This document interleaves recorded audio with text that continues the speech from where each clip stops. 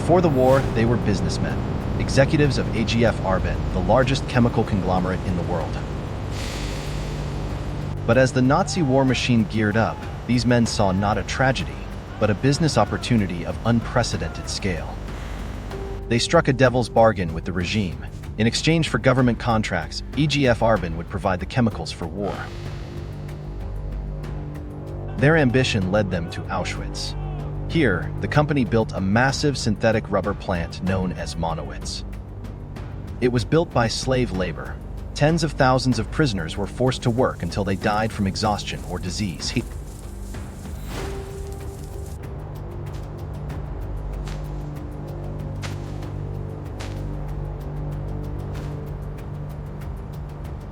The corporation also held the patent for Zyklon B, the deadly pesticide repurposed for the gas chambers. When the war ended, the scale of the horror was exposed. The Allies demanded justice. Enter Josiah E. DuBois Jr., an American lawyer assigned to investigate the financial backers of the Third Reich. DuBois uncovered a paper trail of complicity, memos, contracts, and receipts linking the corporate boardroom directly to the death camps. He realized that without AGF Farben, the war and the Holocaust would not have been possible.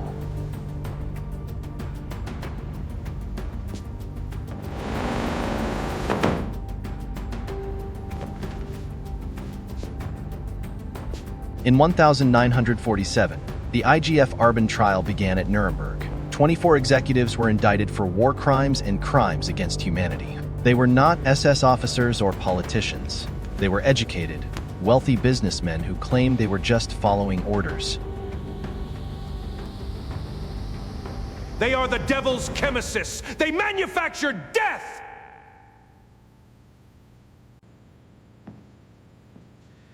We were merely protecting our investments. DuBois fought tirelessly. He presented the ledgers that proved the executives knew exactly where their slave labor came from. He showed that they knew about the beatings, the starvation, and the gas chambers.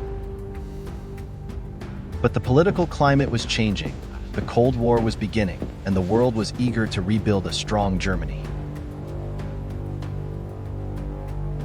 The executives hired top lawyers, claiming they were victims of a totalitarian state, forced to comply.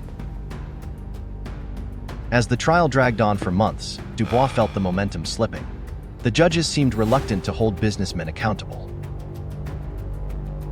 He refused to back down. He believed that if these men walked free, corporate impunity would be sealed forever. Finally, the verdicts were read. 13 defendants were found guilty. Karl Crouch and several others were convicted of war crimes regarding slave labor.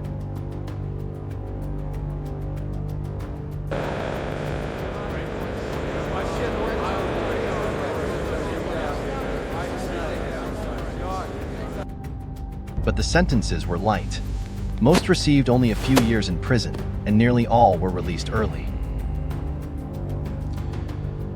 After their release, many of the devil's chemists returned to top positions in the German chemical industry.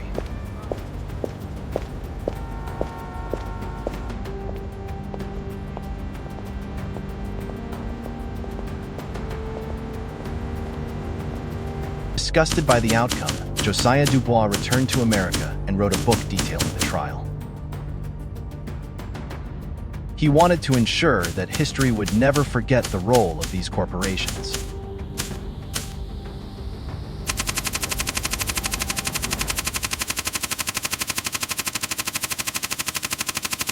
He knew that the line between lawful business and catastrophic evil is sometimes drawn only by profit.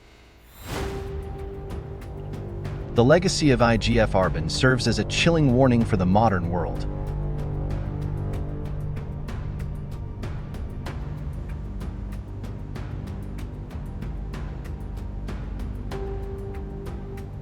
And who is held responsible when the machinery of industry is turned into the machinery of death?